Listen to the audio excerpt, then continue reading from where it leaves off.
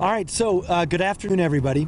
We're here for the announcement of a 2-year tradition in our city, which is the slate of projects that the mayor's office is sending to City Council for our general obligation bonds. And our general obligation bonds are the primary investment tool for how we invest our taxpayer money in the city of Albuquerque. And so in general, most of the things you see around the city are as a result of investments in the GO bond process in past years. So what I want to touch on first of all is that, you know, I think as any leader during the pandemic will tell you, our focus is clearly the pandemic. And as you also know, our priority is still, of course, fighting crime. But we also know that we've got to do things like plan for the future and invest in our communities. And those things should never take a back seat just because we're in a crisis. And that's exactly what this bond package does. It commits to the next set of future infrastructure investments in our community. Even though these investments, the shovel in the ground is probably 2 years away. We were talking about that. But this is the beginning of that decision-making process.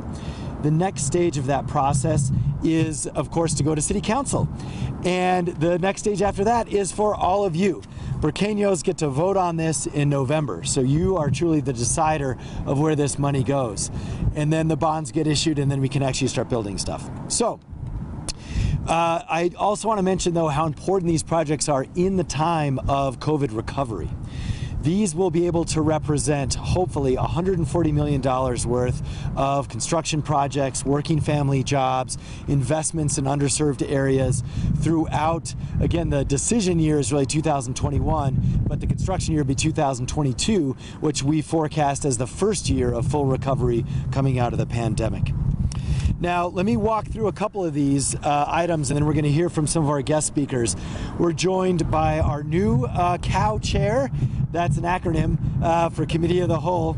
And Clarissa Pena returns to her leadership capacity she's been in many times. So we're going to hear from her. This is really under the auspice of her leadership at City Council. The next step is to go to her Committee of the Whole.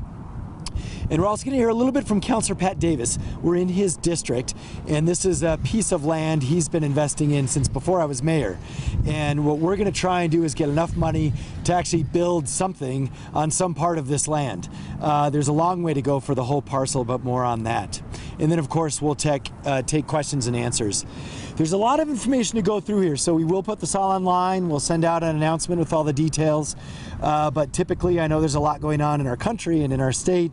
But I just want to remind folks, we're going to take our time with this because with respect to Albuquerque taxpayers, this is a big deal. And so we're going to take our time and walk through it. So to begin with, $30 million is set aside for our top priority public safety. This is our largest category by far. And a piece of this is on the spot we're on today. That's why we're out here today. This piece of land, as you might remember, used to be rundown strip malls that were really, really run down. The city bought them before I was in office, and I supported that idea at the time. And then they bulldozed them, and that was also an important idea at the time. And the community's been involved in a number of tremendous visioning projects under Pat Davis's leadership to figure out what to do with this area. The missing piece has been the money, and that's what we're putting in here. $7 million to do a phase 1 development on this piece of land. And we'd like it in general just to be a multi-use public safety complex. And I think our best idea right now is to marry that facility with the home of our new public safety department. So remember, this is our new response to alternative support to the community for everything from behavioral mental health to homelessness, and that third response group from 911. We know we don't want them to be part of the fire department. We know we don't want them to be part of the police department. They're a new department. And a key to that is also a physical home that is not inside one of those other two departments. And we also want that home to be close to communities that need those services. So it's just an idea at this point, but we certainly think it's a nice fit and it's a great starting place. But there's plenty of room for input and changes down the road. But I want to highlight that, you know, this new department we are doing. So I know there's been a little bit of myths like, is it going to happen, et cetera, et cetera. It is happening. So there are jobs posted, and you're going to hear from the woman who's been organizing that shortly. And we're going to proceed. The only question is how fast and how big. And those remain to be determined in the operating budget cycle. And there's also a question of where will it live? And we think maybe this is a good idea to really talk about. So the ACS department is, of course, about efficiently connecting folks who do social work, housing, homelessness, and other types of providers, even folks who deal with down and out individuals, to the services they need. And also alleviating unneeded calls from our police and fire department, and getting qualified folks to really do that response. I think I turned the right knob there. So nice hoodie, by the way. All right. So with that, but let's hear from the expert. So Mariela Ruiz-Angel, you might know, used to run our OIRA Office of Immigrant and Refugee Affairs.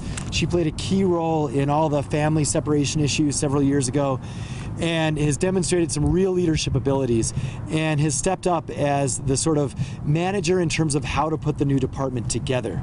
And so with an update on the ACS department, Mariela. So you can just kind of hang in there with the wind. You're good. Yeah. Hold on your face. Thank you, Mayor Keller, and thank you all for being here today. I couldn't be more excited to hear about the possibility of a home base for this new department. Not only has its administration, hold on, gotten too used to that mask. Not only has its administration demonstrated support for such an innovative and much needed idea, it's putting into action its commitment by resourcing the department with this idea of having a dedicated location in a much needed area of town. Just like with this new department, my hope for this department and this new building is to create a safe, supportive, and community-centric environment for all communities across the city of Albuquerque. As an update, we are in our final stage of planning for this new department. That means job descriptions for leadership have been created and posted, so take a look at our website, as well as some of our most critical community response positions that will be held by behavioral health specialists, social workers, community health workers, and peer support workers. We've also spent the last 6 months doing extensive community engagement, and we continue to meet and build relationships with our planning committee and community partners so that we can make sure our work is collaborative and not overlapping. So I want to say thank you to all of those who took time during the last 6 months to assist us and guide us, in even just in answering the survey or being a part of one of our many meetings. Additionally, we are also in the process of creating a training plan and starting standard operation procedures. These are being developed, and we want to ensure that these new responders are not only just prepared and knowledgeable and safe when working in the community. It'll be essential for these procedures to be ready to go whenever we get started. Lastly, as we start to prepare for implementation in the next couple months, it'll be vital that we launch an educational campaign. We want to make sure that we communicate and educate the community on what ACS is, how it will be dispatched, and the resources that it will help community members with.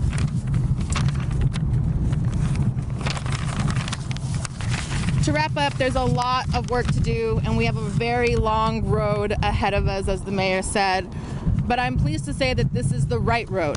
It's the road that starts to build and strengthen trust and confidence with our communities. And I'm thrilled and just humbled to be at the front lines of that work with our mayor, our city council, and the many community who have spent their lives and careers paving the pathway for us. I'll turn it back to Mayor Keller. Thank you.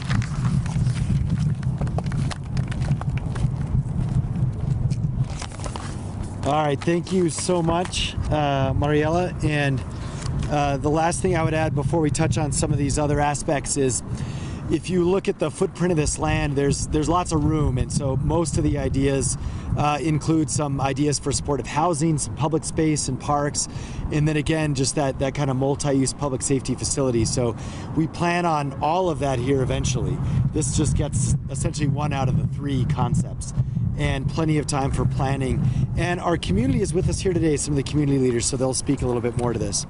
Okay, so let's touch on a few of the other areas. This package does include finishing out our Southeast Area Command, $9 million for that. Again, this is our busiest area command, and it is the smallest area command, and that really should be the opposite, right? And so we need to finish that out and honor our commitment to Trumbull neighborhood to finish that facility, which of course is just one block to our east. Now, we're also committed to dealing with some public safety, more fire-related issues around Wantabo and Central. Again, another long time 10-year project in the works. Our smallest, oldest fire station is up at, I think it's Muriel is the name of the street. And we desperately need a new fire station is the short story. So we just finished one up around Manal and Eubank, and so next on the list is Wantabo and Central, and so this package does have enough money to finish that. There's also existing state funding that we'll be adding to make sure we can finish that project. And again, that's one of the oldest and lacks all the technology that's in a heavily used, underserved area up there by the Singing Arrow communities and sort of the refugee villages up there. Okay, there's also $7 million in this package that overall will help add apparatuses, firefighting, and life-saving technology into the department. There's also a couple of million in there for other types of public safety vehicles. And this is a reflection of the vehicles we need for the new officers that are currently in the academy. So we'll be able to have cars for them when they come out of the academy. Okay, so now we will touch base before we kind of move on to projects around the rest of the city. We're going to touch base with Khadijah Bottom. She can introduce, she has many titles, but let's just call her a leader in the International District, and she can cover the rest. Khadijah. Thank you, Mayor Keller. I would just like to say I've worked a long time with Mariella, and that as a neighborhood leader for the South San Pedro Neighborhood Association, we are looking forward to working with the new department, Albuquerque Community Safety. As you can see, we have endless opportunities to put stuff here, and especially for our homeless population. You know, we're looking forward to having behavioral health services over here and resources for the general neighborhood.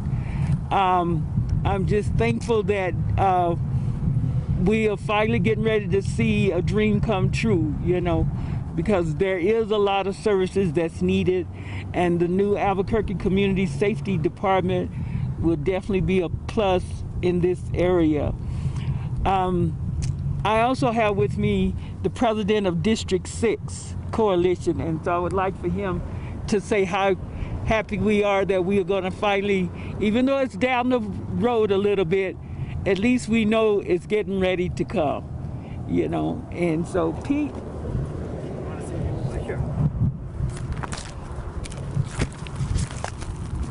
Thank you, Mayor, Pat. And it's just a wonderful day and a wonderful opportunity for the D6 community and the International District in particular. This project has happened because of a community organization coming together, working with City Council, working with the Mayor's Office to underscore the need for financial and economic development within D6. We're extremely pleased. We know the road is not over. There's much more that we have to do together. We have to, sell the idea and sell the dream and promise to our community. And we have to work very hard with city government to secure additional funding. D6 is also will also take the initiative to work with state government in the hope to find matching funding to continue this project and perhaps even expand it. So Mayor Keller, thank you so much for your leadership. Pat Davis, I don't know what we could do, what we do without you. Thank you very much. And this is going to be a tremendous project, a keystone project for our city. Thank you very much.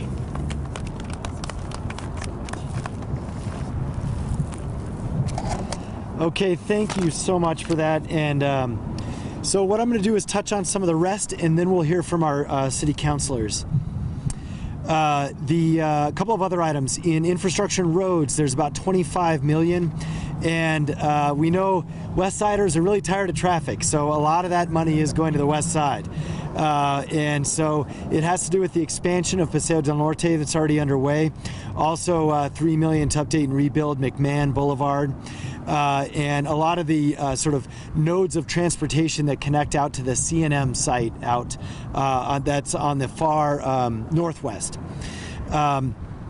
There's also plenty of funding in there for things like landscaping and storm drainage. These are things we always have to do in road maintenance and so forth, as well as lighting.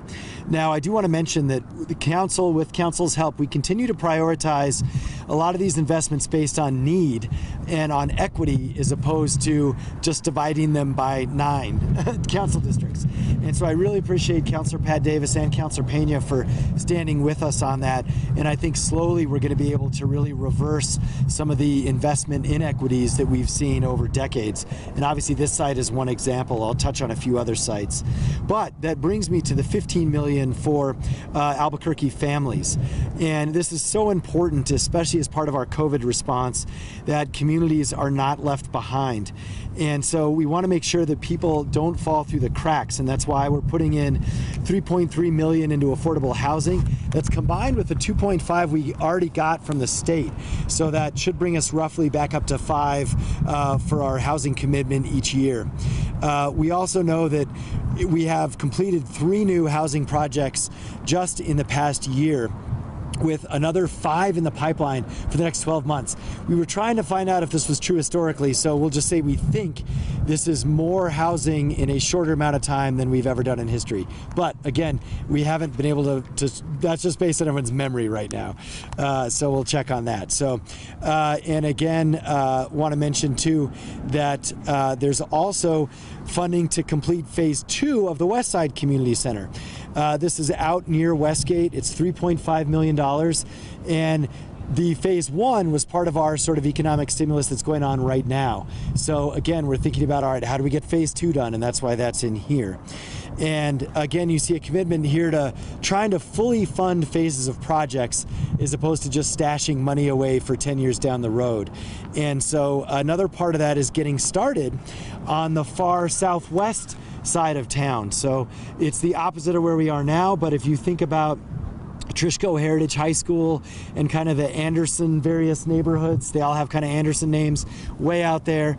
We want to start what is already started here, meaning we got to buy a piece of land and we've got to invest in resources. We'll see what they are, but you'll see a couple of million or so there to begin essentially what we're already standing on now, but way out in that side of town. They have 0 services from the city of Albuquerque in that far corner. It's an issue for solid waste. It's an issue for community. It's an issue for public safety. So anyway, we need to drop an anchor out there, and that's what is part of this too.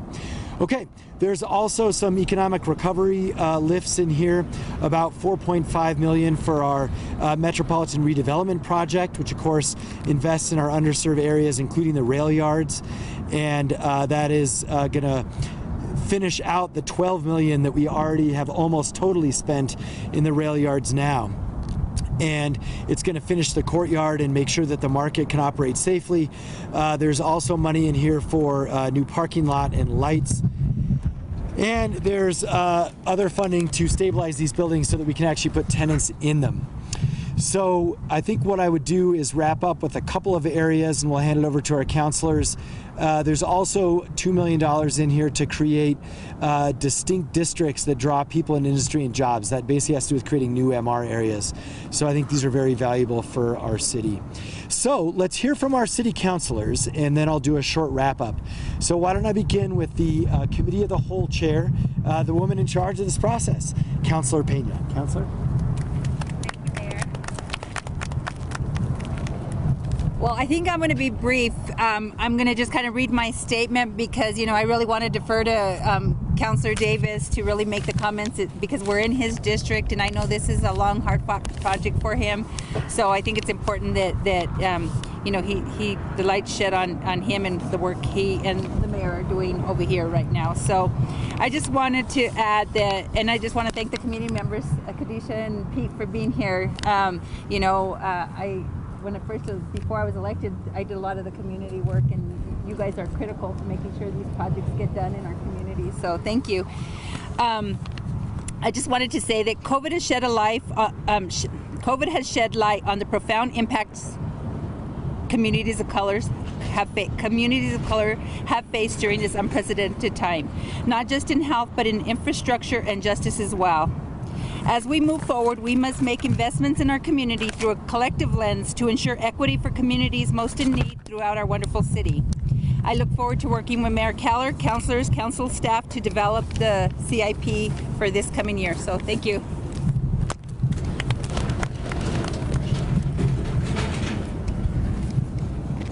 Sure.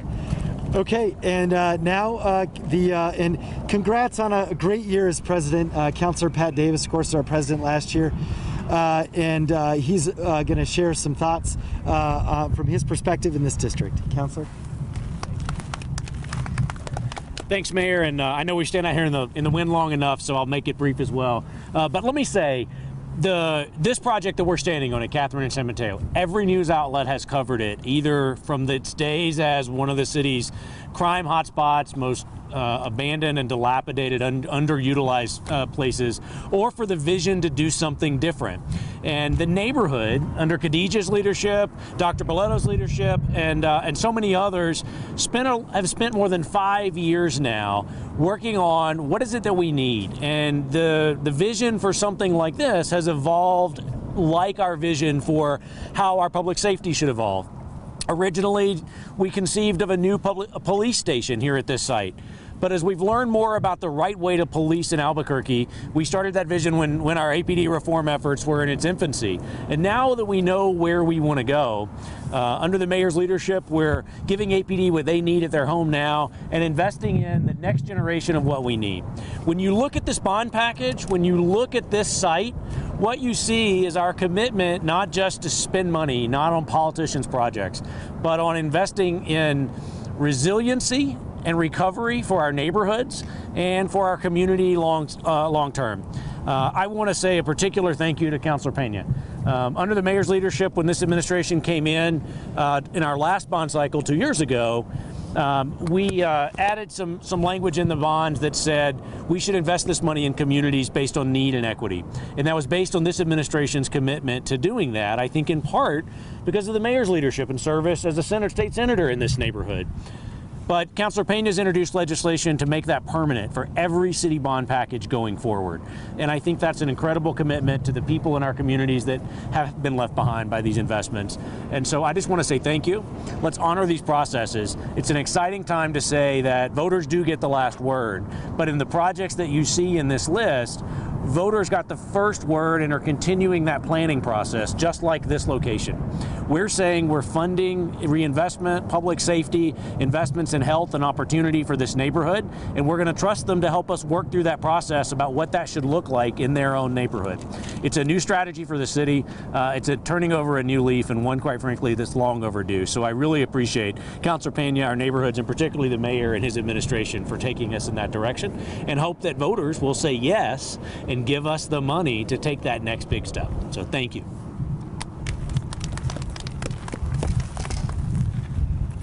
Okay, so I think let me just wrap up by mentioning that this proposal really does put money in basically every area of town, and in many ways is a reflection of our top priorities: public safety, homelessness, economic recovery for families, and neighborhood growth.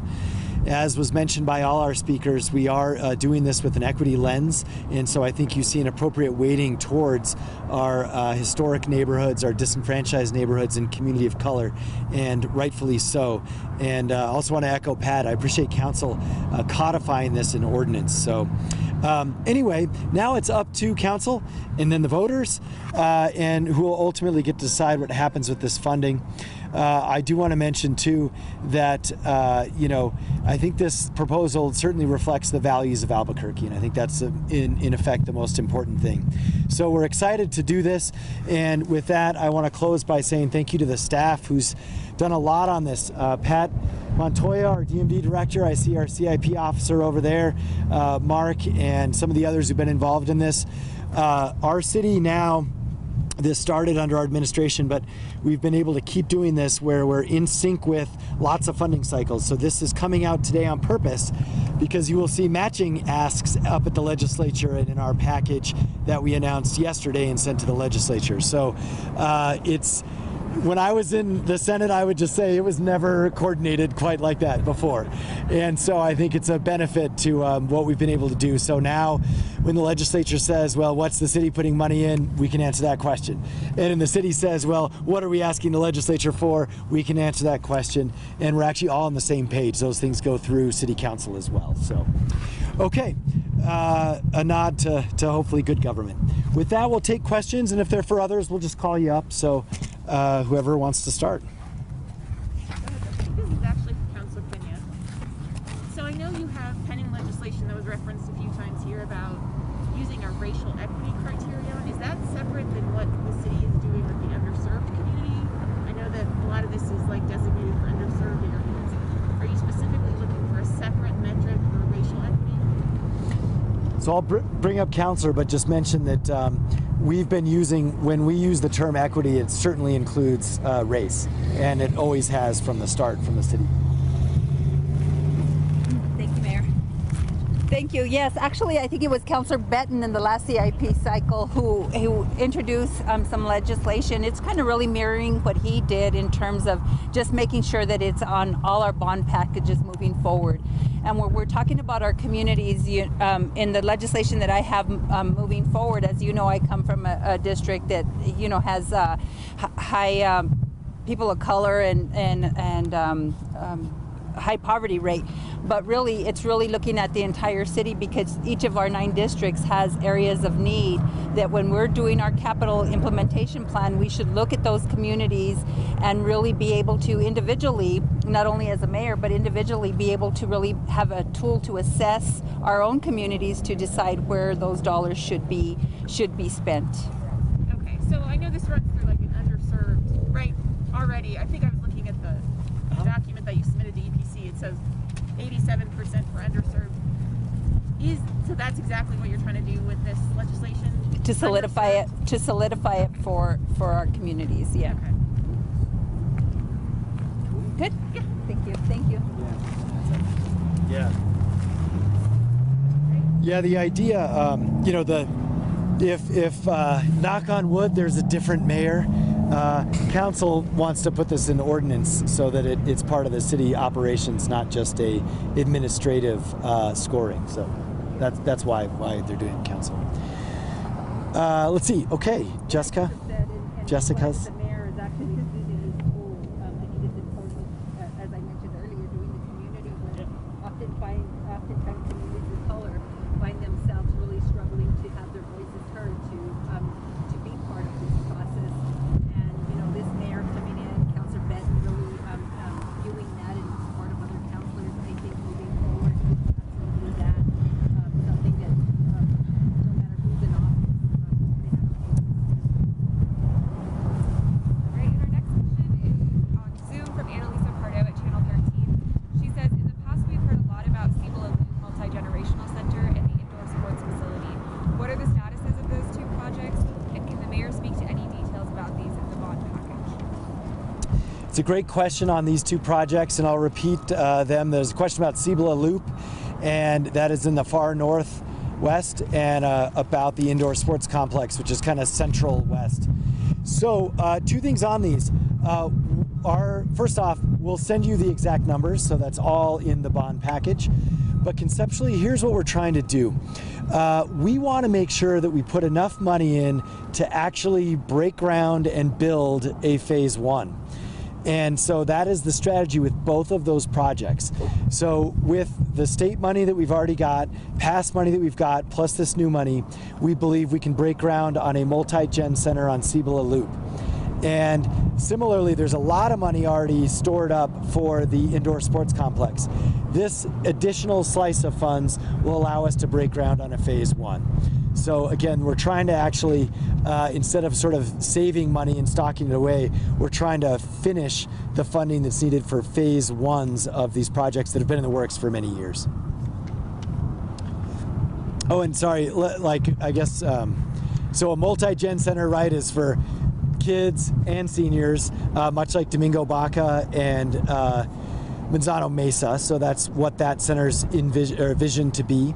And the indoor sports complex is really meant to be for sort of recreational and high school level tournaments that can occur indoors, whether it's soccer or basketball, and also a practice facility for, you know, the Gladiators or other professional indoor teams. It is not a giant stadium. It's meant for tournaments, sports tourism, but, you know, pretty much under 18 and then professional level practice. Is that a fair summary? Okay. Yeah. I know that the MAFCA comments on your initial proposal were raising questions about whether you were doing enough for storm drainage, and specifically whether you were possibly going to lose some matching or some partnership funds. And then the EPC also recommended you raise the amount for storm drainage. Did you raise the amount for storm drainage as part of those? And do you think your program has enough for storm drainage? I just love that you're asking about a MAFCA. So anyway, that's digging deep. So the answer to your question is we did circle up with a MAFCA, and what we have done, and we'll go through Johnny, but if you want more details, the gentleman next to you could really speak to him, Pat Montoya. But in general, here's what we decided to do. We work with them a lot. We're doing a lot of different projects together, like Marble Arno. We even look at different land swaps where, you know, they need land for storage and vice versa. There's one even nearby here that's sort of part of these discussions.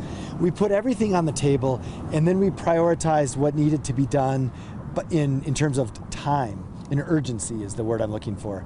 So what we did is we are committed to the projects that urgently need to be done.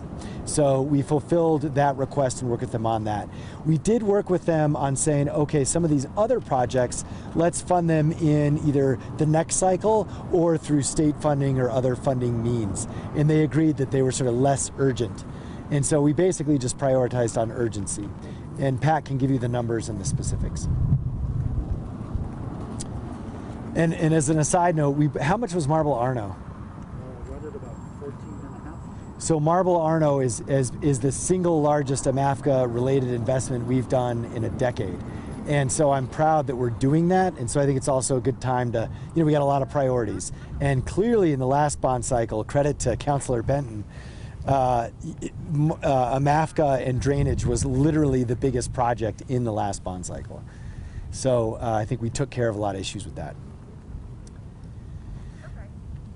So there should be no more flooding in Martineztown after that kind of investment, that's for sure.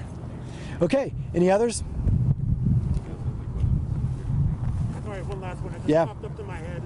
You talked about the fire station on Manal and Eubank. What are you guys going to be doing with the old station that's right across the street? Yeah, question about that old station. You know, it is right now on our list of different alternative places for quarantining, actually, for first responders or essential workers who need a third place to go. We haven't had to use it, to my knowledge, yet, which is good, but it's being used basically only for that. So we're also looking to sell it, is the short answer to your question. And so that's going through the real property process. But yeah, hopefully we'll get a buyer and eventually we'll sell it. But like the showers work, there's a few beds in there. I've had to look at it. That's what it's being used for right now. Anything else? Okay, good for now. Thanks, folks. Thanks, everybody.